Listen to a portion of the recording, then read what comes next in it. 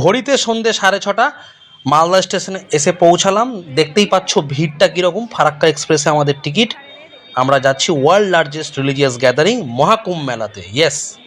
আর আমরা পরের দিন ঠিক দুপুর 12টা নাগাদ বারাণসী জাংশনে এসে পৌঁছালাম। জাস্ট ভিড়টা দেখো, মাথা খারাপ করার মতো ভিড় ছিল চারিদিকে, সমস্ত প্ল্যাটফর্ম, ফুট ব্রিজ, সব কিছুতে। তো বুঝতেই পারছো কত কোটি মানুষের মানে সমাগম হয়েছে ওখানে।